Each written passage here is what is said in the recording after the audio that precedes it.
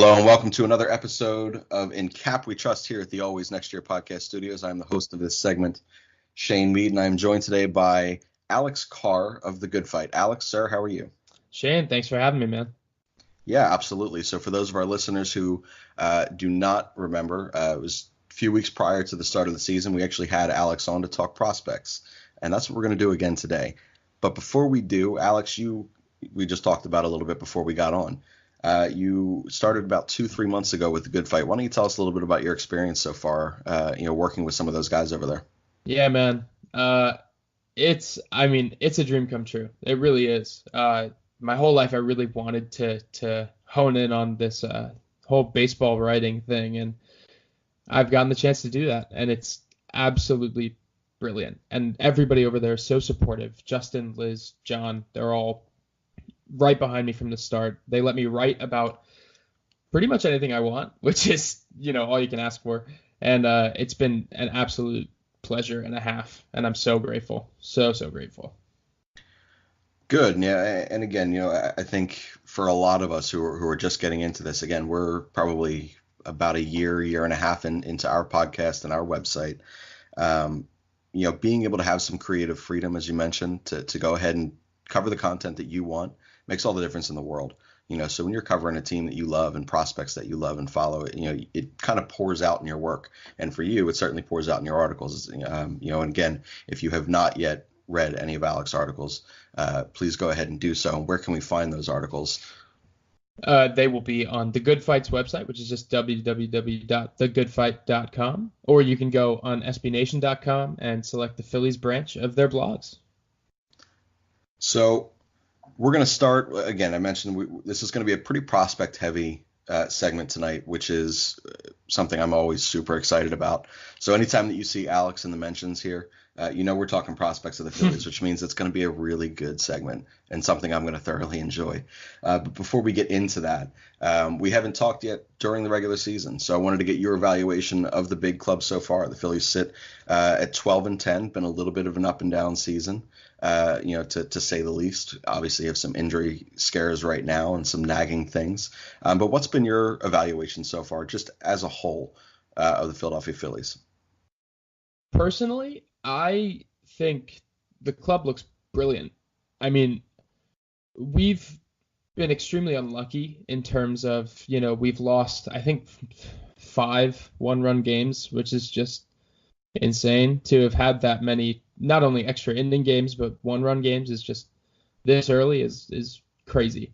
So we've been unlucky in that those have kind of not broken our way. And as you mentioned, the injuries with, Gene, Odubel, Scotty, like D-Rob, I mean, huge integral guys to our club that are kind of sidelined right now, which is a shame. But other than a couple of negative things, I mean, the one thing that's above all that's really gotten to me is Michael Franco.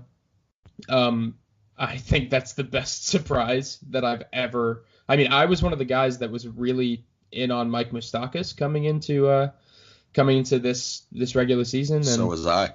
To see Michael go off like this is great. It's what we've been waiting for since 2015 when he put up some pretty promising numbers in half of baseball. Like 100 games. Like it's really nice to see. And I tweeted something a while back that just mentioned, like, if Mike L hits 30 home runs, he's 26 years old.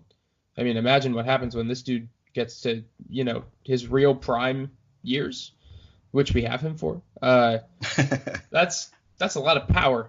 And if the DH comes along, which I know we talked about last time, it's definitely something to consider with him. But yeah, all in all, it's really been showcasing our team's amazing depth that we've been able to cope at all with these injuries, except for that of the shortstop position, because who knew both of our shortstops were going to go down within the same time frame. Yeah, that sucks. Yeah, not awesome. Not that I don't. It is a cool story, the Gosselin story. Yeah, Malcolm very. Prep guy, but yeah, he's not. Obviously, he's not Gene Segura, Gene the Hit Machine, and he's not Scotty with the hair. No. Scotty's got that great hair, man. Oh, and he's looked so good this year, He's which looked really different. it's such a shame that when he's really been hitting his stride that he has to sit now for God knows how long. Hopefully, not too Yeah, long. his didn't look good. No, it did not. They were mentioning on the TV broadcast, that Odubel, it kind of just looked like, this is a little bit of a nag. But Scotty Mm. really pulled up, and he essentially went right back into the dugout and down to the clubhouse. So the way that his happened is a little bit more concerning. I think the biggest difference between, and you could make the argument for Mike Hall as well. Hmm. Last year, I felt like the Philadelphia Phillies just tried to drive home this new age hitting philosophy to a bunch of guys who hadn't yet had that. Yep. So they all had to adapt. One of the things that I actually mentioned this, I don't know if it was on the show or on Twitter or what, Scotty Kingery's approach in the box is very similar to that of Gene Segura in terms of he, is best utilized when has the freedom to be aggressive. Right. And last year they preached so much of working the count. They preached so much of strong two-strike hitting and launch angle and so many different things that I felt really it was too much for a first-year guy who was just getting his feet wet in Major League Baseball as a super utility man. I thought it was too much for a guy like Scotty last year. This year, we've seen it. He isn't seeing as many pitches as he did last year, and he did have the freedom to kind of be himself in the box. And as you mentioned, he was hot, going into the unfortunate hamstring injury there. And it really breaks my heart in terms of like you mentioned, his approach looks, first of all, it's his his eye. His eye just has finally adjusted, which is what we've been waiting for. I mean, he's not swinging at all the breaking pitches that pass through his zone. He's finally taking his time, watching the ball as it breaks, and if it looks good to him, he's swinging at it. And I mean, he had, how many doubles did he have? Like 4 5. or 5? Yeah, like some absurd amount of double. Like he is barreling the ball, and he hit that long home run, which was like, it was beautiful. He obviously, the kid can hit. We knew that. We know he has this insane bat speed and these quick hands that allow him to adjust. And I'm so glad that people are finally coming around, but it really stinks that has to take some time off now, which is just a shame. But it does, and another interesting part to that storyline is people were so down on Scotty Kingery entering this season, and people were I don't want to say super high on Cesar, but they were more confident in Cesar and what he could bring. Well, Cesar started super, super slow. And when you had Scotty Kingery, who in very limited action to the time was just producing and producing and producing, it was only a matter of time before he got the opportunity to be in the lineup. That kind of lit a fire under Cesar, or just Cesar started to find his timing and rhythm. You can make the argument for both sides there. But now you sit here and one of my biggest worries is when Scotty is right again. Does he wait to play? Is Mike Hall still, flourishing in the 8th spot? I know he's hitting 5th right now, but when we get the full complement of our team back, he should theoretically fall back to that 8th spot, which, by the way, is the perfect spot for a hitter like him. It's brilliant. It's amazing for him. He's so baseball stupid that the 8th spot forces him to be intelligent and to be relax. In control and to relax. So yeah, he's needed. He's not like he's another one who's not. His eye has looked great. Oh yeah, he's laying off so many bad pitches, or not bad pitches, but like deceiving pitches, and he's already got 6 home runs. I'm loving it. The 8th spot for Mike Hall, and this is coming from a guy who was very anti Mike Hall coming into this season, really for the last couple of years. Sure. To me, it's never been a lack of his ability. I've always found him to be a supremely talented player. He's obviously got strength and power. He can hit for average. He didn't always have the eye, as we're seeing this year. No. His defense has improved each year that he's been in the league, so it's something he works on. Yep. So the talent was there, but I've always found him to be a total idiot and incredibly stubborn. We saw it last year for a 6-week stretch. guy was unbelievable. He was one of the best hitters, if not the best and hottest hitter in baseball. And Seriously. then it's like all that hard work and all the things that he thinks about in the box just goes away, and he starts swinging at all the crap, falling for every breaking pitch that's there, and that carried over to his defense too. So, I Yes. feel like putting him in a position that forces patience and forces him to think. I think this has all worked out really, really well for my Cal and for the Phillies. Because, I mean, what other team in Major League Baseball has an 8-hole hitter like this? Seriously. Well, what other National League team, I should say, has an 8-hole hitter like this? But back to the Scotty Kingery and Cesar thing. What are your thoughts here when Scotty's ready to come back, assuming that Cesar continues his bit of a resurgence here because he's started to look like himself again. For the most part, he's had a couple terrible defensive plays, a base running idiot play, and at times he hasn't looked awesome at the plate, but far better than the 187 that he was hitting a couple weeks ago. And then obviously my Cal is my Cal. Where do you see Scotty fitting in? How much do you think this will have an impact on him seeing playing time and how the Phillies evaluate him? Okay. So look, this might be just because I'm really angry at Cesar Hernandez. I over the last 2 days, I have seen him make 3 throwing errors and not overrun, but make the stupidest base running mistake that I've ever seen a player make in my entire life. And that is no exaggeration. I've seen some awful base running mistakes. That is the worst mistake I've ever seen anyone make in my entire life. That was so pathetic. And what I really want to do is bench him, but we can't. We cannot afford to bench him because we don't have another second baseman on the bench or shortstop. Well, if you ask Phillies Twitter, you could put Roman Quinn back at second base. Or Mitch Walding, baby. Mitch freaking Walding's the worst hitter I've ever seen in my life. Exactly. 16 strikeouts in 26 major league appearances, I think. So if that answers that question. Oh yeah, baby. But hopefully when Scott gets back, hopefully we can kind of start to. We're in a position, and hopefully it's not this long. But hopefully when Scotty gets back, we're in a position where Cesar might have accumulated some sort of value, and we can make a bit of an early deal. Because I'll tell you what, if we can shop Cesar out of here, that frees up $9.5 million in room before we get to the cap, or the luxury tax, I should say. And if we can do that, I mean, Mike Minor's a guy we've been looking at. He's making $9.5 million this year. Madison Bumgarner's making $12 million. I mean, it's a move that we'd likely have to make anyway.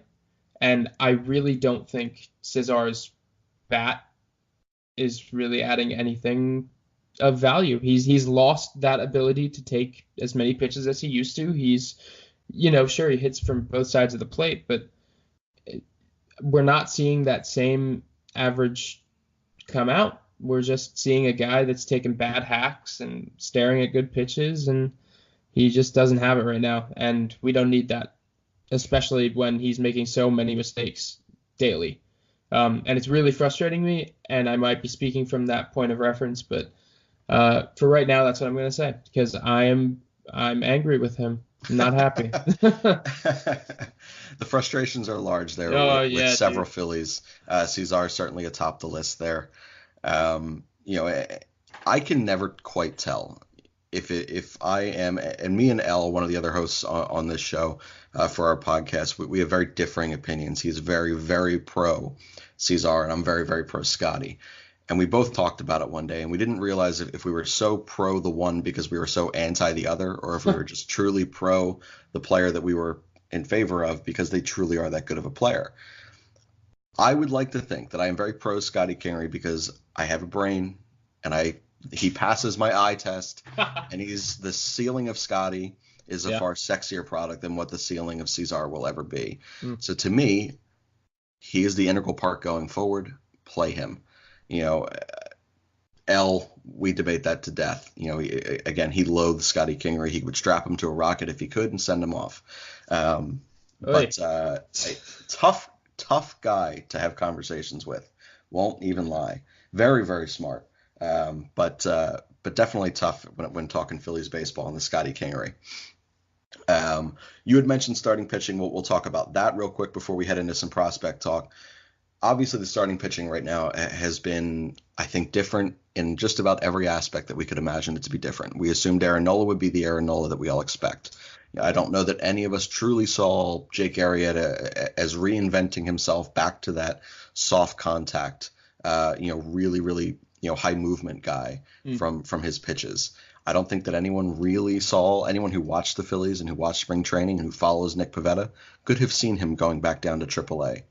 Zach Nope. Eflin's probably the one where you're like, he's Zach Eflin. And then Vince Velasquez, for as hard as he gets hit and he gets lit up every time he goes out there, it's going right to people right now. So there's a perception that Vince Velasquez is a good pitcher, and I think they're wrong, but that's okay. Interesting. Nothing about this rotation right now makes sense compared to what we went into this season seeing. You're right. Let's start with Aaron Nola. Sure. Because I, for one, don't believe that Aaron Nola is going to consistently be what we're seeing right now. This to me is, you can pinpoint a few different things. Release point's a little bit different. He certainly doesn't have the feel for any of his off-speed pitches. They're not breaking and moving quite as much as they were, and the movement is far earlier than that late hard break that we saw last year. What kind of things do you attribute to Aaron Nola's lack of early season success? And is it something that grows concerning for you and thinking that, oh, shit, this really may be the Aaron Nola we're going to get this year? So we've been talking about this a lot in the confines of the Good Phight Slack chat. And what's so frustrating is that the only thing, like literally the only thing that I can point to in terms of what he's doing, quote unquote, wrong is, like you said, his release point and maybe his fastball spotting. And that's it. Like, I got nothing else. And he is a curious case. That's really weird.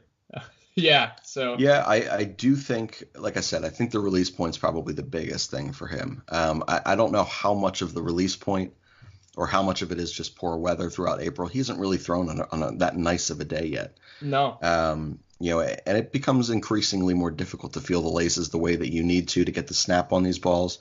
While that movement may be, say his pitch moves 4 inches on a good day, maybe it moves 4 inches, but maybe that 4 inches comes from feet 58 to 60, versus right out the hand. If that breaks too early, all the deception's gone. It's a useless pitch.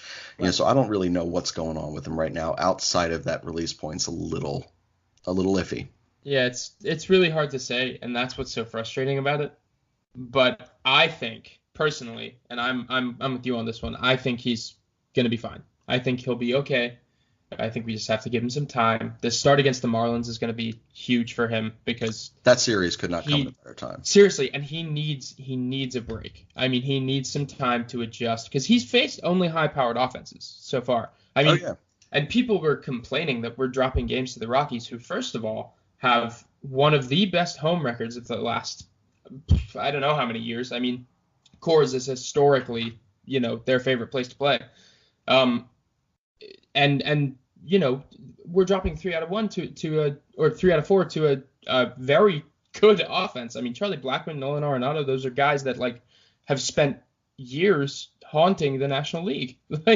Absolutely. That's it's going to happen sometimes, and that's how it goes. And they have a great core of young guys over there too that are, in a similar position as we are. So I think since he's yet to face a team that really is without offensive talent like the Marlins,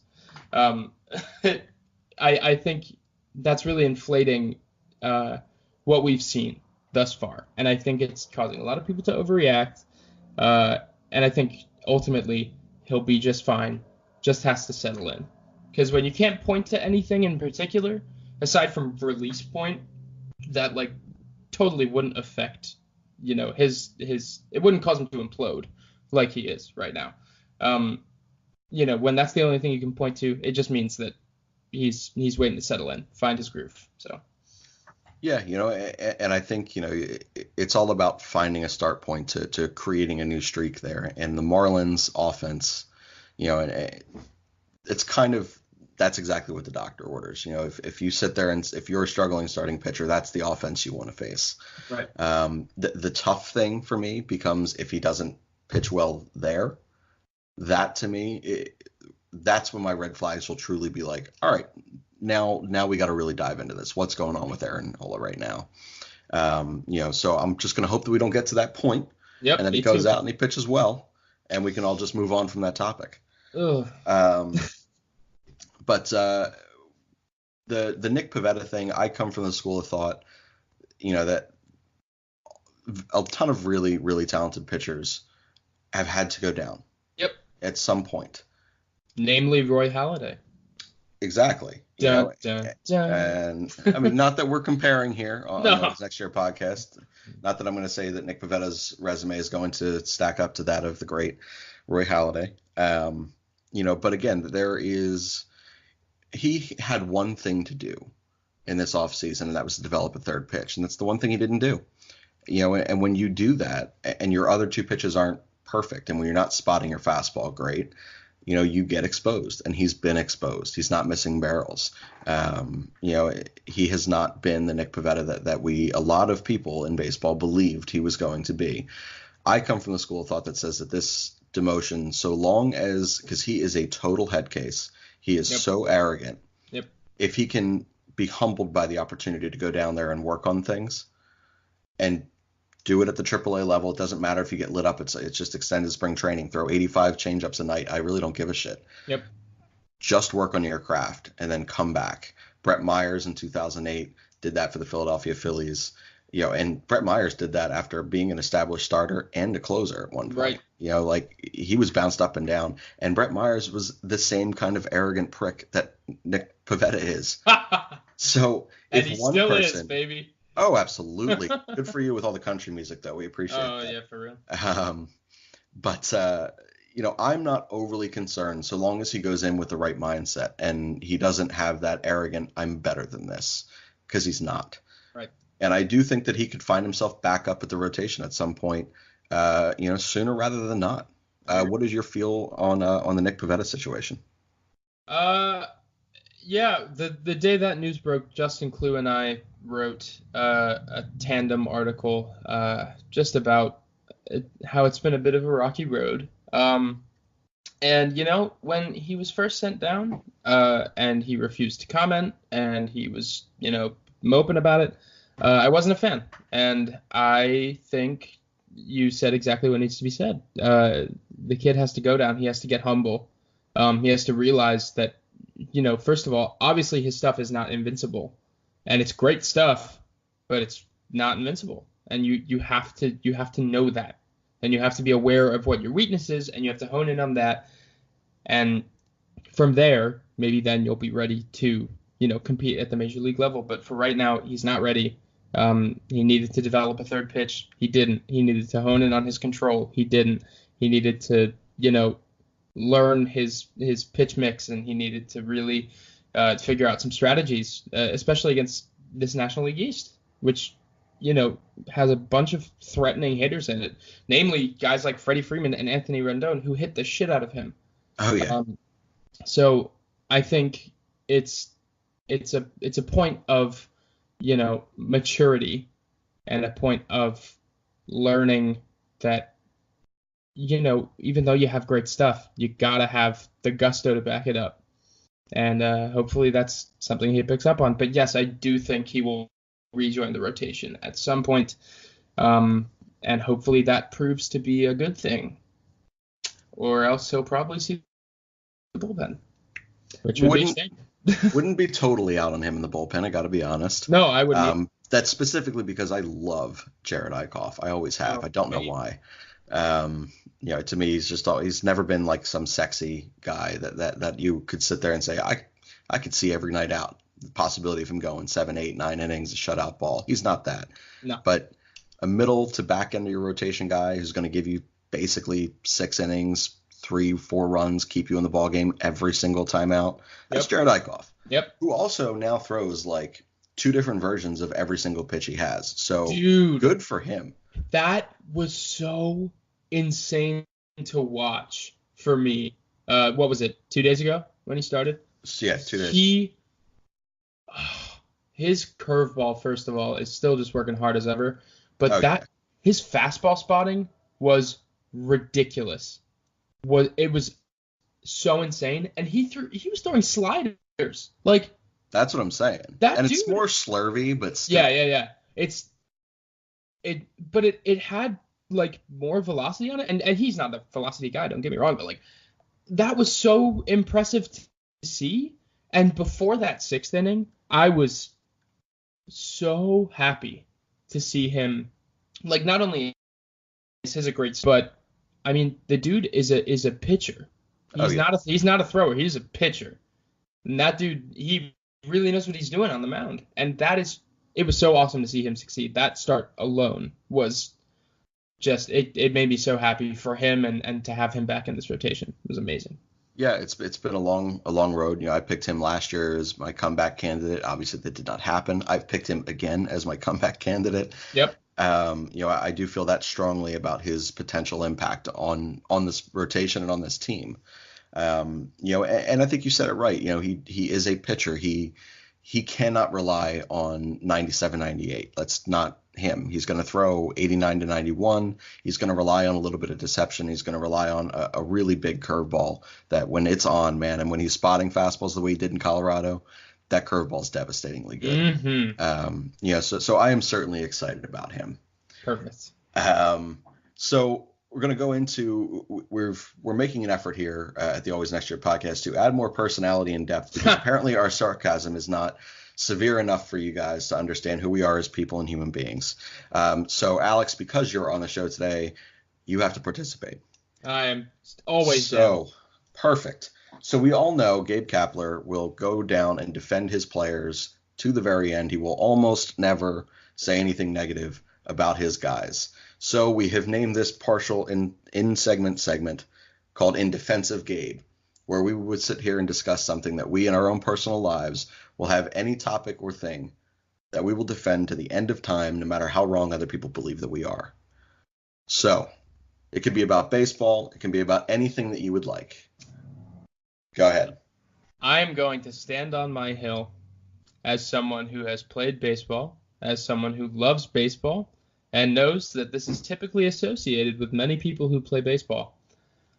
I think country music is bad. Oh. I think all country music is bad.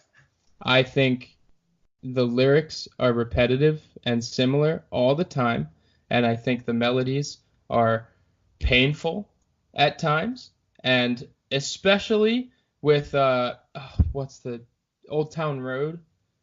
I am so confused as to why that song has caught on, man.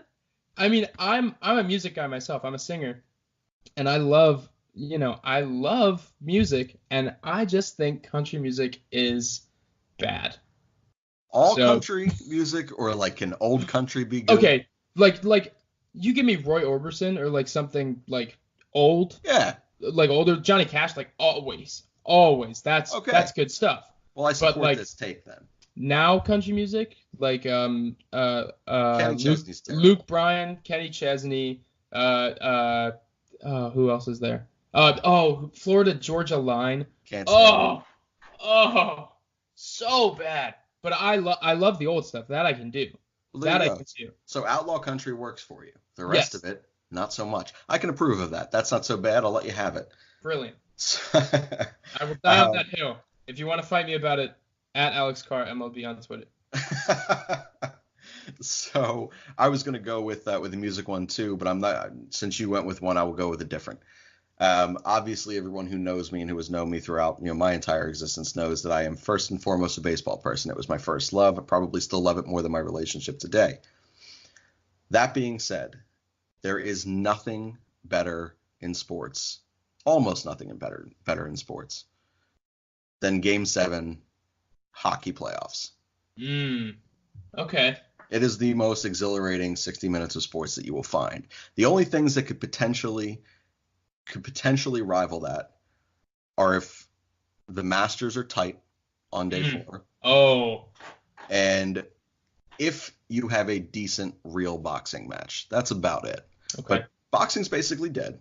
And the Masters up until this recent year hasn't really been that. So Game 7's in the NHL. I was not paying attention to the Masters last year, like at all. And this year I was must see TV. I was hooked. And I for one, Tiger's had his, ups and downs in his career, and he's done some things and whatever. I'm so happy for him. And I think this is what he needed, not only to, kind of sport needed. Yeah, exactly. But he not only like solidified himself back in the competitive game, but he also, it's like he said in one of his post interviews, he showed his kids that like golf isn't this thing that he's had a negative association with his entire life. Like golf has been his love, it's been his passion, and until now they'd seen him just struggling in the professional world, and now he's finally, come back onto the scene. Yeah, he's come back to the scene, and I couldn't be happier, and he looks really good. Oh yeah. So these guys better watch out. Yeah. A renaissance of Tiger is going to be phenomenal for the sport of golf. I'm in full support. So, and we all should be, because it gives us something to do on Sundays. But so we have a couple segments or inner segments of things to showcase a little bit of personality.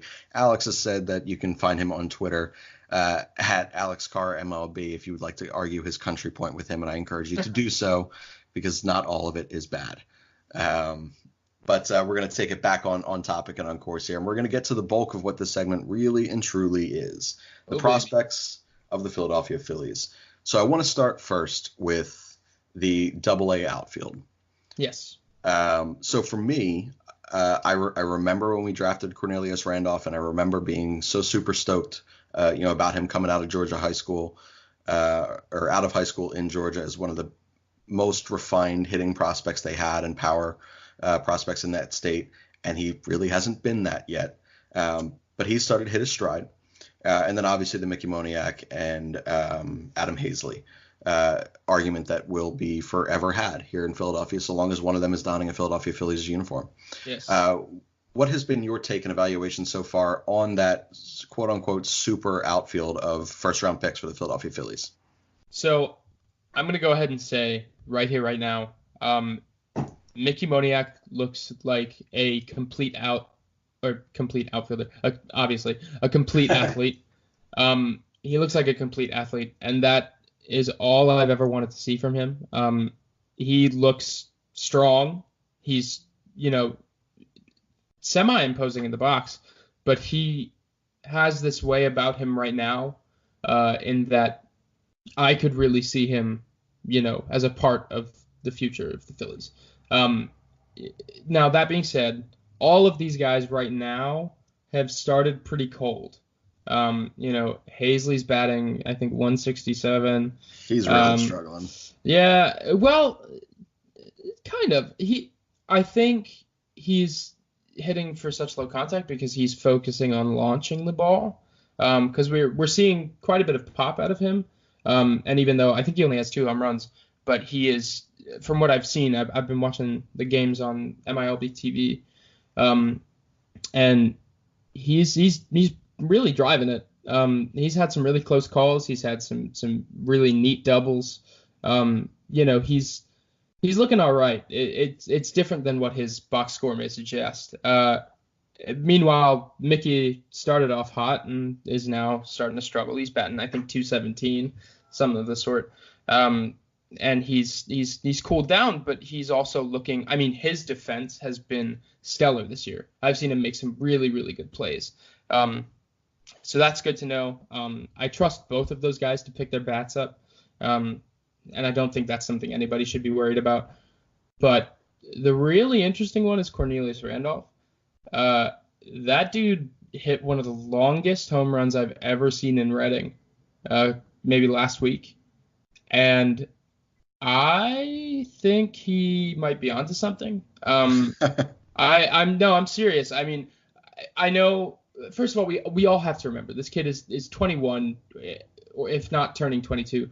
And he has always been outclassed in every. I mean, he is like always been 2 years below the average age of the club he's been playing with.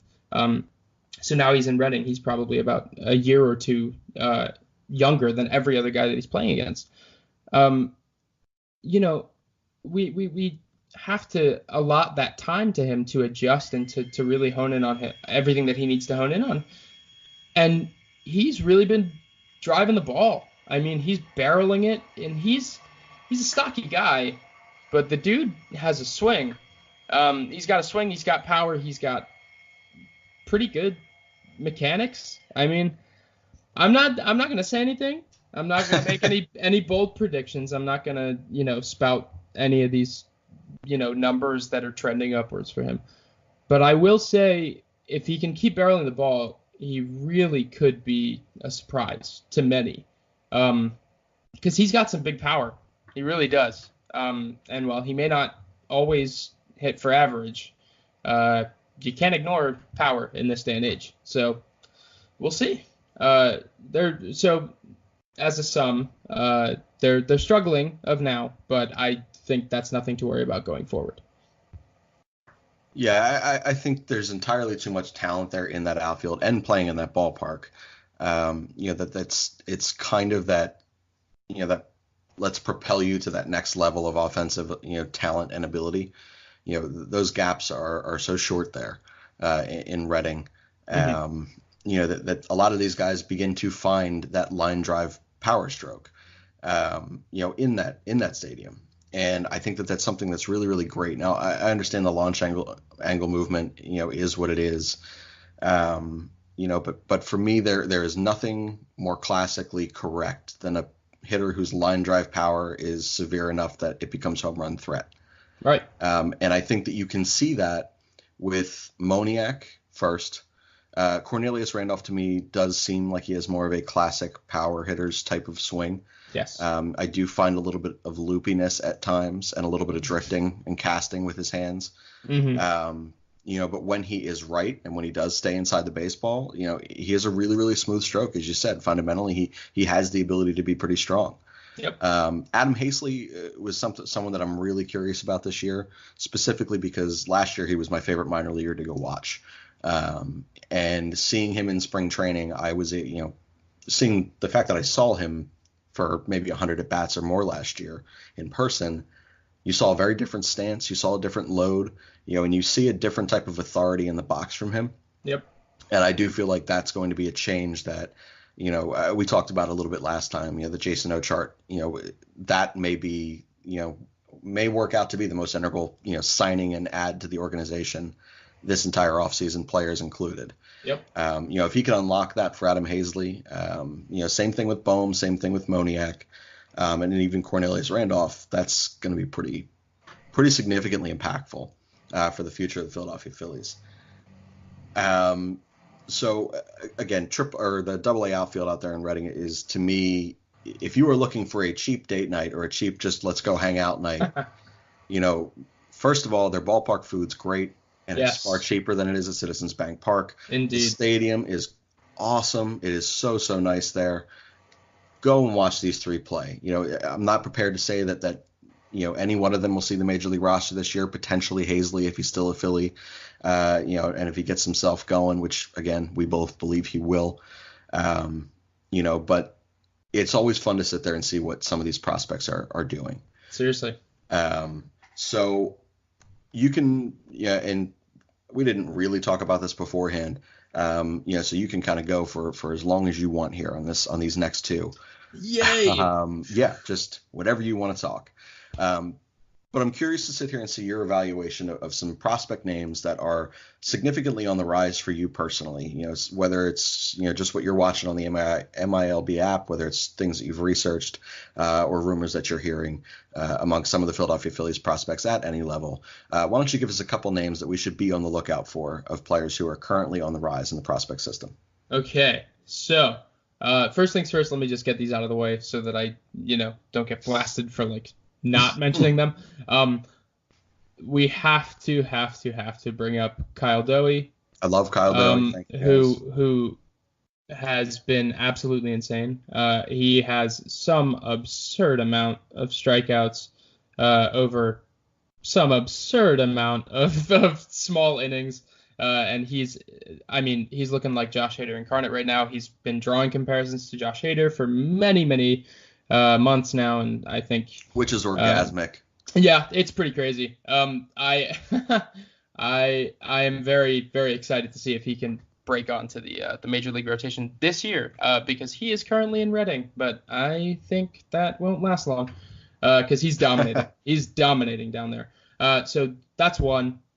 Second, Alec Boehm, who I was talking about the last time I was on here, who I've been talking about for God knows how long since we drafted him. He's hitting, I think, 367 right now. Oh, yeah, he's due for a basically promotion. Yeah, with 2 home runs. He's not exactly flashing all that, huge power that he has. It was 6 doubles, I think, last time I checked, I think. But he looks insane. So I'm just going to leave that there because, everybody comes complaining to me that he has weak hands and his hips are too turned in or whatever people have been complaining about. Look, the dude can hit. I told everybody that. And he's just proven it. And it's great to see. So there's that one. And Spencer Howard has been amazing, which makes my heart flutter. He is the best pitching prospect in the organization, by the way, and I will argue that forever. He is so good. I've watched all of his starts thus far, and you can't beat that arsenal. He has a complete arsenal already, and his velocity is ever climbing. He touched 98, and he's 21, 22. Yep. That's he's pretty a far good. sexier prospect than what Medina is. Yep. For everyone still in love with Adonis Medina. Who is having a great season, by the way. He's fine. He's doing great, but he's really struggling with his control, which is fine. Which is maybe a mechanical issue that I said in spring training. Right. But aside from that, they both look really good. I was going to bring him up too. I also have to bring up Enyel De Los Santos because he's looked great. He looked horrible in his last start. I watched the first 3 innings and then had to turn it off because he gave up 3 solo shots within the span of 2 innings, which just hurt me. But he other than that, he looks great. He's been dominating as a starter. So that's really good. The next people, I want to give a shout out to the entire Threshers team because they play some really exciting baseball. Just a couple of guys that I want to touch on there. Simon Mazziotti is flashing a huge contact tool, and he's also showing off some pretty great speed. That kid he's an outfielder for those who don't know him. I think he's number 12 on the current pipeline list. And I don't think he wasn't on your top 10 when we discussed it last time, was he? I didn't think so.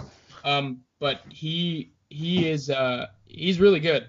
He's flashing leather, he's flashing huge contact, and he's flashing major speed, and that is a great sign. So that's good. Nick Maton is also flashing huge contact, even though he's only hitting 241, but just his contact in general is looking great. His ability to make quality at bats, string them together. But he's also showing some really good pop, which we hadn't seen from him before. He's hit, I think, 2 home runs and a big triple that cleared the bases that he probably could have stretched into inside the Parker. But he's looking good as well. He's a shortstop, great defensive tools, and he's really good. Plays for Clearwater. And now, Cole Irvin is also doing really well. Are you a Cole Irvin fan? I can't remember if we I discussed this or not. personally, I'm a little bit biased because I've gotten to talk to him on multiple occasions, and he's just a really nice dude. Um, but yeah, I'm gonna go ahead and say that I am. I'm a little concerned about his whip this year. He is not as commanding as he was last year, just in terms of his ability to keep guys off the bases, but his ability to strand guys looks great. So I'm gonna go ahead and give that a resounding yes. I'm a Cole Irvin fan. Okay. And then other than that, I think I want to get on to my big five that I have been so impressed with thus far. Uh, and I'll do this quick. The first one is Ramon Rosso, who's a pitcher in Reading.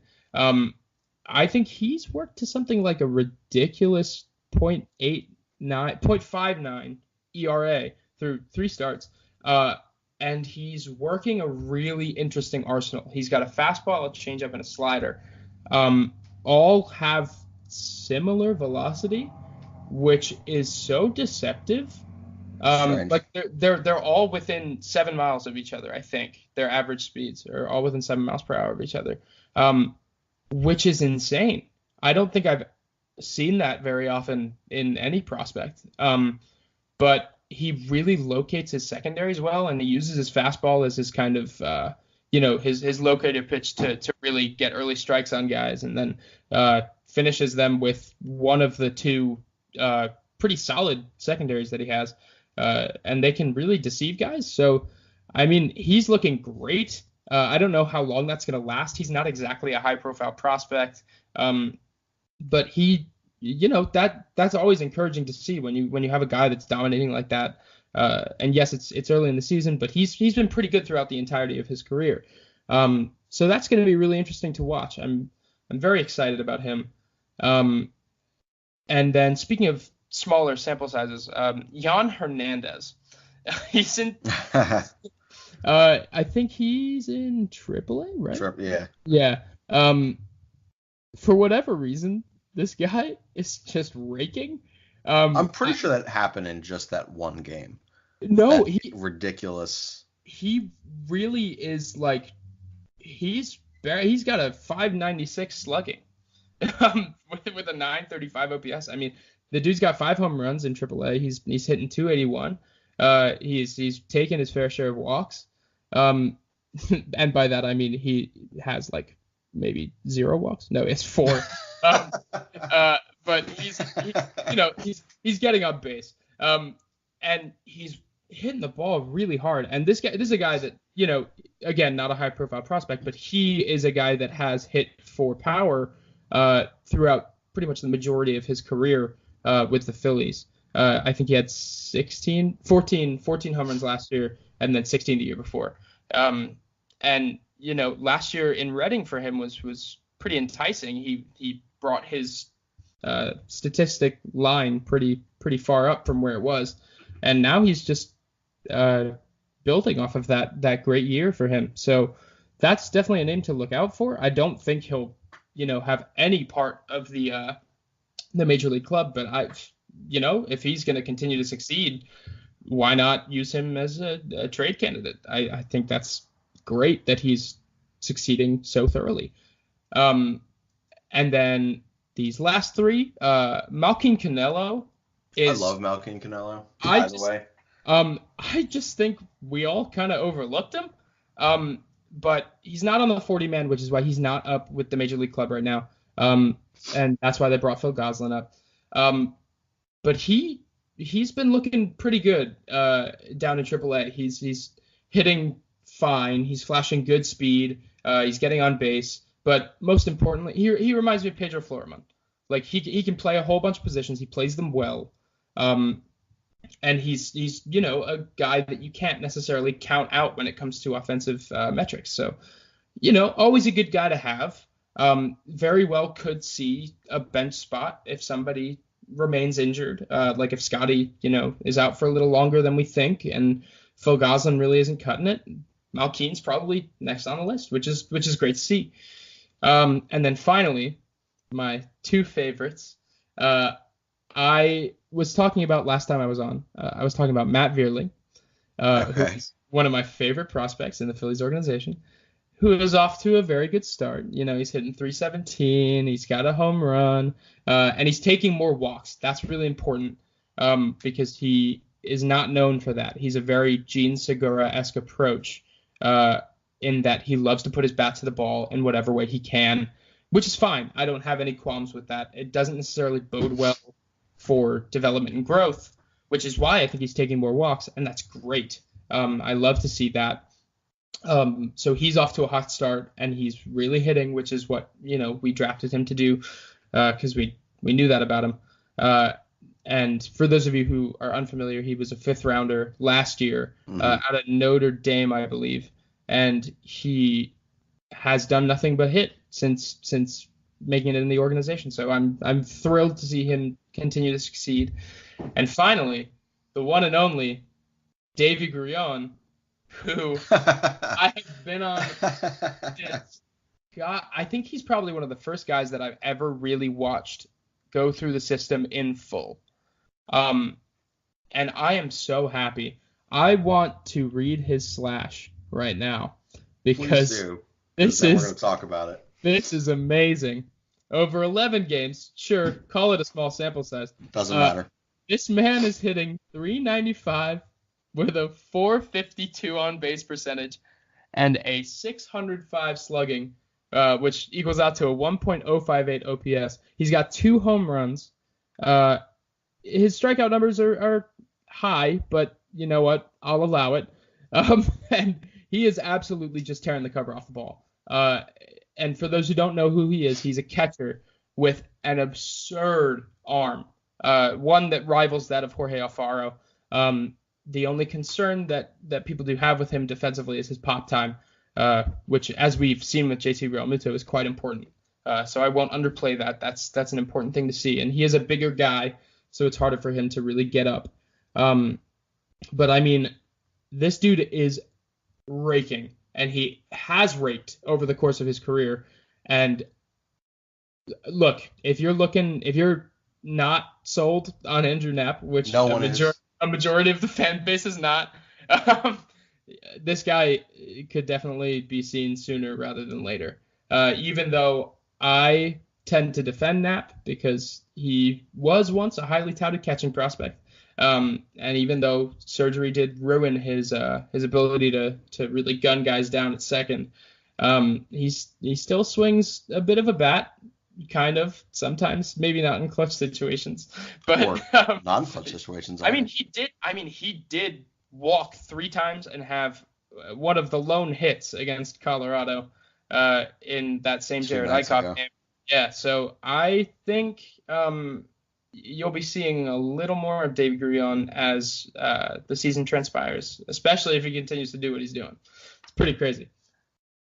I don't know that anything excites me as much as the fact that you put Grullon as your number 1 right there, specifically because I loathe Andrew Knapp. Yeah. I find him to have absolutely nothing to offer to this club.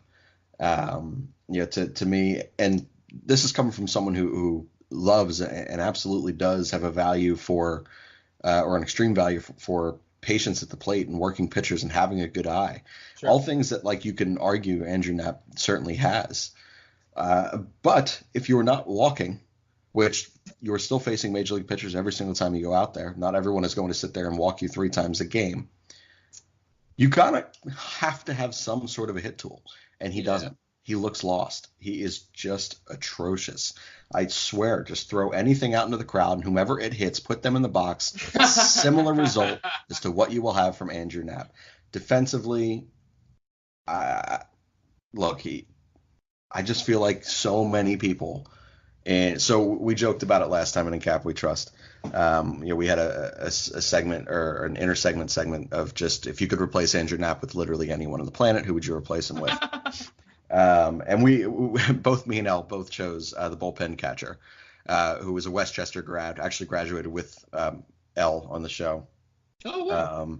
And I fine, throw him out there. I don't care.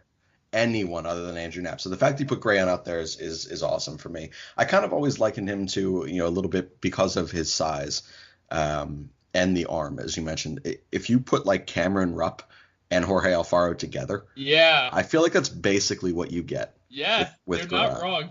You're not wrong. Big guys who to me it makes more sense if they just kind of fall forward with their throw rather than like the traditional pop. Which he tends to, which is great. Yeah, He has a really good caught stealing percentage in his career in the minor leagues. So, he's doing something right. yeah, and that to me that's a like I said, if you can find a way to utilize that strength without kind of maximizing that the fact that he can't get up, like he is just a guy of his size, a guy that Cameron Rupp's size, when he was here several years back, like those guys just can't physically do it to the degree of an athletic guy like a JT Realmuto. So if you can maximize your strength by just that fall forward and fire, go ahead. But you do have to have, as you mentioned, an absurd arm, which he does. He does. I'm pretty sure I'm pretty sure, if I'm not mistaken, from the TV broadcast of one of the games, he's averaging 91 miles an hour on his throws, which wouldn't shock me. So if you're doing that with no legs and that's just straight arm strength, like you got a cannon. Dude's got a cannon. He really does. So that does excite me. And the other one that I really appreciate that you put in there was Malkin Canelo. Yeah, man. I'm all about Swiss Army knife guys. Whether it's bullpen pitchers, whether it's infielders or outfielders or whatever. Like I like the versatility of a player to be able to come into especially a team like the Philadelphia Phillies who don't have any true holes in their starting eight. So if you can have a guy like, and I say this all the time, I feel like Scotty Kingery, he is a second baseman.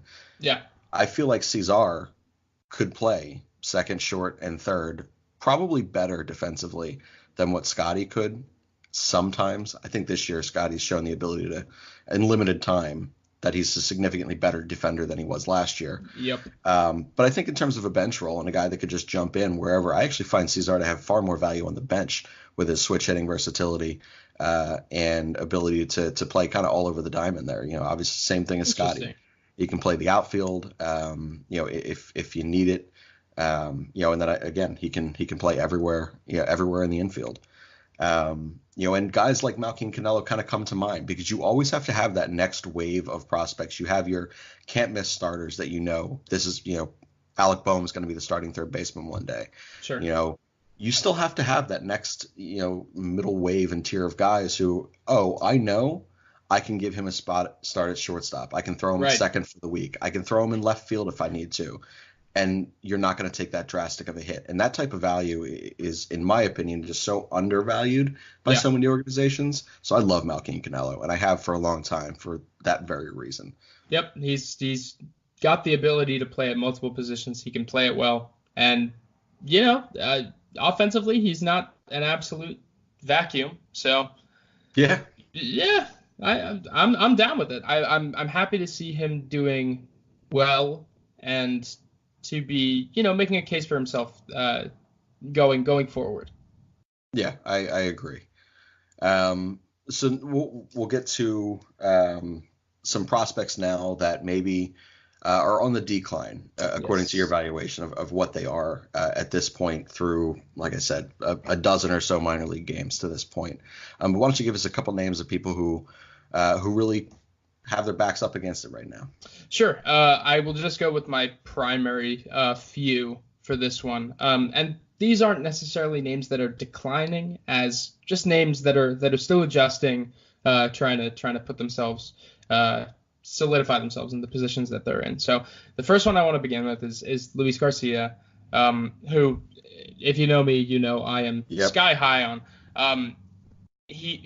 What everyone has to remember is that this kid is 18 years old. And that is pretty much all that needs to be said. But for those who need more, he's hitting, I think 217 in Lakewood, which is not bad per se. But he is struggling to maintain that contact that he had found throughout the entirety of last year, which I'm not worried about at all because, once again, he's an 18-year-old playing against primarily 21 and 22-year-olds. So you can't really blame him there. But I think he'll figure it out. Just right now, he is definitely going through a little bit of a struggling period, and that's okay. That's something that you have to allow guys to do, especially when they're now as highly touted as Garcia is. So a second name in that same vein is Jalen Ortiz, who is having a good season power-wise, which is positive. We love to see that from him because that's what Basically he what does. we expect from him. Right. But he is once again struggling with the whole average thing, which I guess can be important if you want to focus on that. But yeah, he is struggling putting the bat to the ball, and with him, that's what we're getting, and that's what we're trying to fix with him. That's what we're trying to help him with. But that pop is there, which is what we want to see, and every time he hits the ball itself, it goes far, and that is making me happy. That's satisfying me. So he is struggling, but we're seeing what we want to see out of him. So I think that's fine. Then this one really makes me sad right now, and I think he will bring it back all the same. But Jojo Romero is having a bit of a rough time in Lehigh Valley. He's got a 9 Don't ERA, say. I believe. For those of you who don't remember from our earlier segment with Alex on, this was a prospect that he just sold the hell out of with his comparisons. So I know how much this one probably pains you to say. It does. And it's only been 3 starts. I'm not going to, go ahead and say, oh, I can't believe I compared him to this guy. He's still he's the same pitcher. He's the same pitcher. He's just figuring out how to adjust his stuff to, a AAA level. And JoJo's young. I mean, I think he's 23. Yeah, he's arguably still should probably have started in AA. Definitely. They went with a 6-man rotation to give him some AAA starts. Right. So it's certainly a little unique. And that's, that's a great show of faith, and I love that aggressive promotion with him. And I don't think he should go back down. However, I do think he is going to need to figure out how to really adjust, because he has major stuff. He's got a really great arsenal. For those who didn't listen last time, I compare him to David Price all the time because they are literally the same pitcher. And I could go into that more, but I'll save it for another day. Which I did find the article, by the way. Yeah, it was dude. Pretty damn brilliant. Oh, it's so crazy. And I mean, if you can just look up some film of the two of them and put it side by side, like split your window, it's insane how similar they are. It's wonderful. So I'm still super high on him. And I watch every single one of his starts. And he looks fine. It's just spotting his secondaries is what's getting him into trouble. And I did mention that he does have, a couple of pitches in his arsenal that he could definitely use to separate some more in terms of velocity, because some of them end up moving to the same positions, and that kind of gets you into trouble when one has significantly less velocity than the other. So that's just something I'm excited to watch him going forward. I think he belongs in AAA. I think he deserves an aggressive promotion. He's just struggling to adjust at this point. So we'll check in on him at a later date.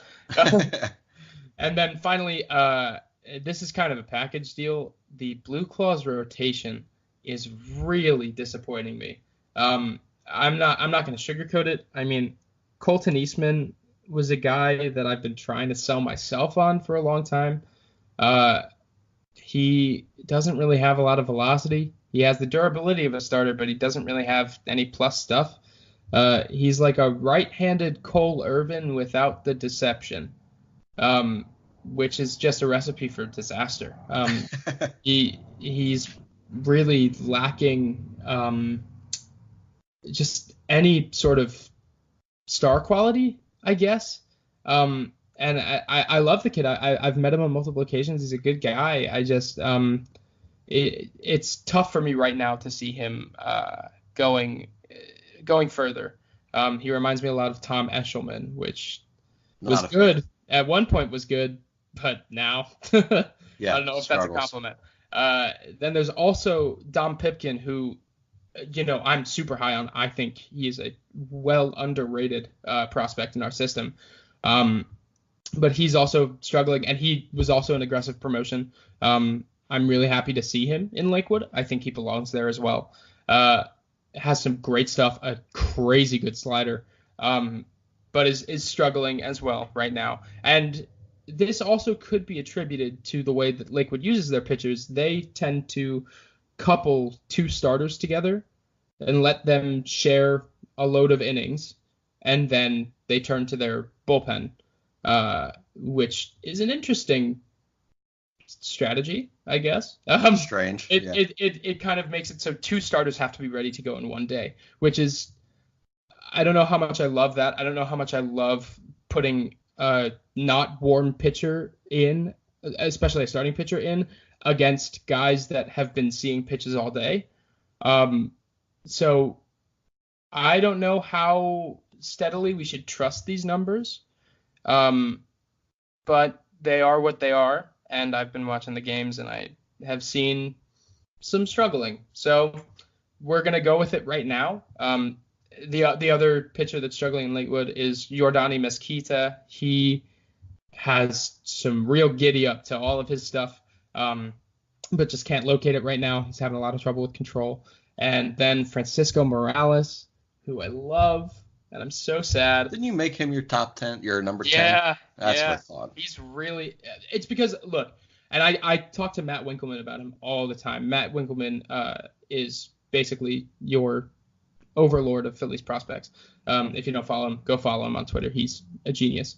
I talked to him about Francisco a lot, and I love him. I think the dude has an unstoppable fastball slider combo, and has a changeup that he's working on.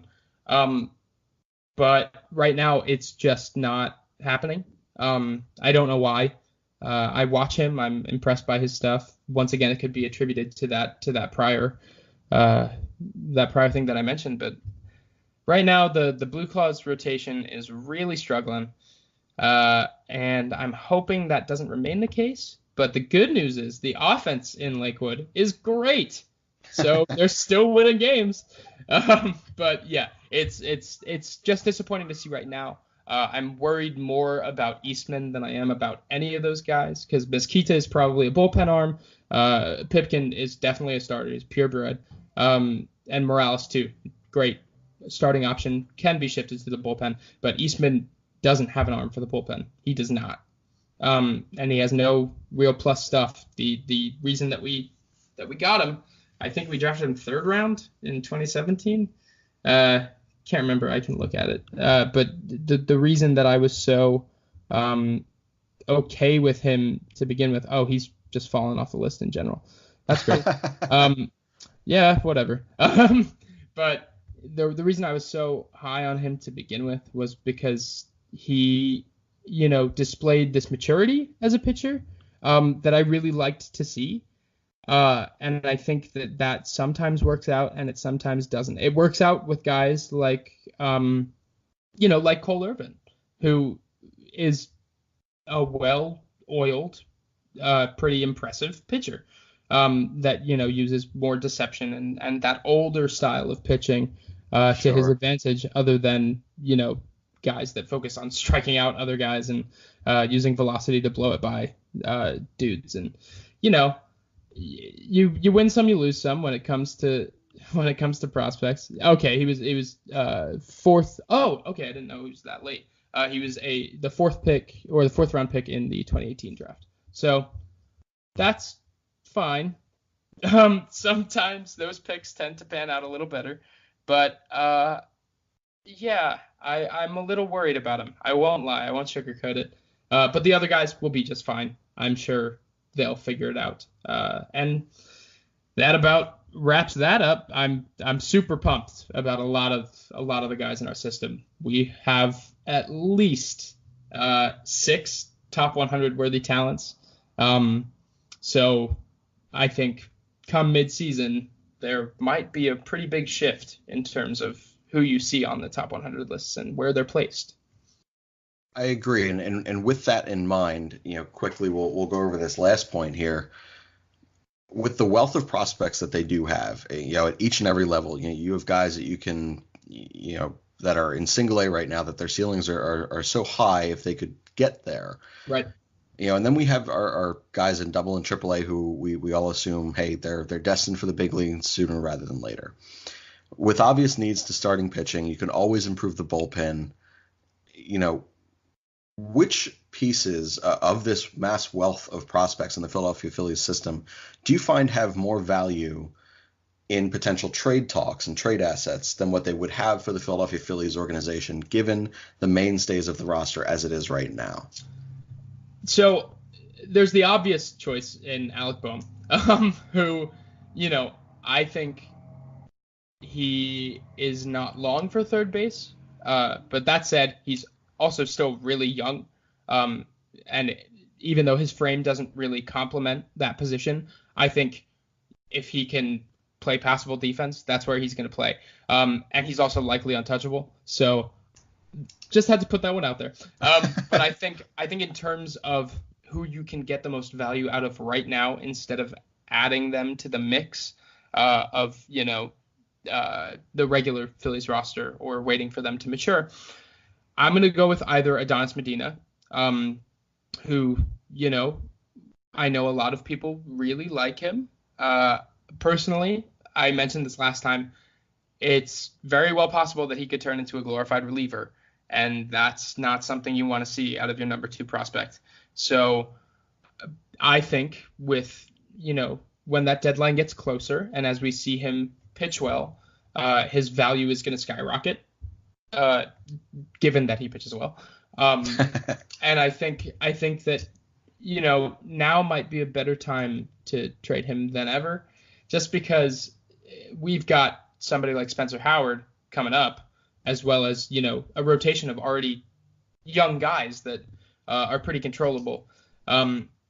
So for me, that's a pretty solid option. Or if you don't want to part with him, I think Enyel De Los Santos is going to have a lot more value than many people think. We know him better than anybody, being our system, our front office. So we know what his, kind of weaknesses are. But this reminds me kind of when the Phillies offloaded Franklin Kilome for Asdrubal, as sad as that was. This reminds me of that particular instance in that, we know Kilome was not a healthy thrower. And we know that though his pitches on the outside look, really impressive, he was destined for TJ eventually. And until he comes back, we don't know who really won that trade, even though I'm going to preemptively say the Mets. Still the Mets. Yeah. Regardless. Yes. But I think this is very similar to that in that we know that Enyel throws from a really scary arm slot. Yeah, I don't know how his arm doesn't fall off every time he throws the baseball. It is quite terrifying. And we also know that if he doesn't develop a third pitch, he's a bullpen probably guy. He's probably a bullpen guy. But I think right now the numbers that he's put up as a starter, I mean, last year he pitched to a 2.53 ERA, and right now he's pitching to a 2.81.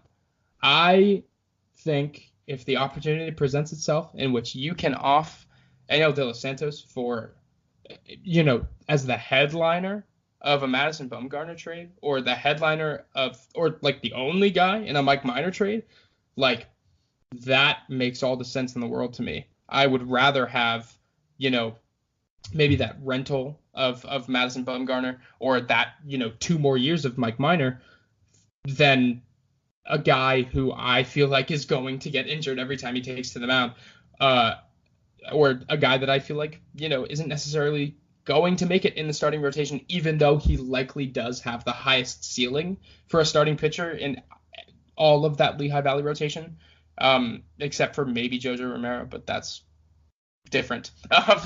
Biased. Yes. Is what that's called. Yes, exactly.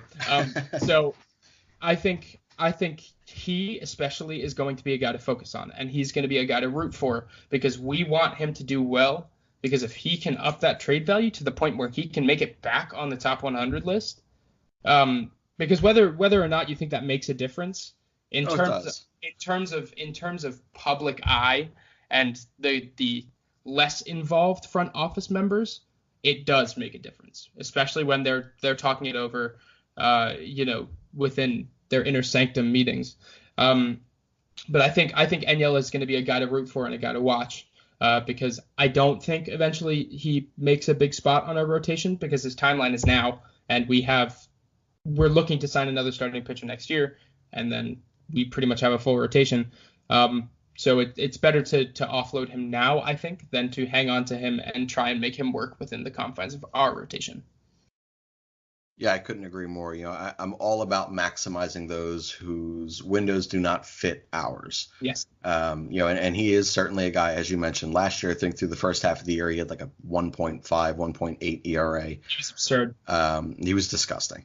And he is showing consistently that he is above the talent level of what the AAA level will give him, but he doesn't fit with us. Nope. And that's no secret to people either. So I do worry about the perception of that. People will sit there and evaluate him as though, if he is this good, why isn't he not on your struggling major league roster?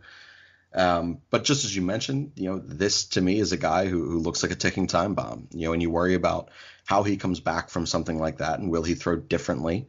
Not everyone comes back and is able to reinvent arm slot and find different ways to succeed, such as Steven Strasburg. Right. Some guys are just, this is how they've thrown, this is how they're going to throw. And I worry that is what you have in Enyel De Los Santos. Before we go, like I said, we try to incorporate more personality outside of just the sarcasm in all of our takes. We're going to end this one with what we call a Selly in Philly. So we always give you guys something that we are personally celebrating in our own lives on any given week that we record here for ANYP We Trust. So, Alex, what do you got that you're celebrating this week? I am celebrating the fact that I only have 2 weeks of college left, and I could not be happier.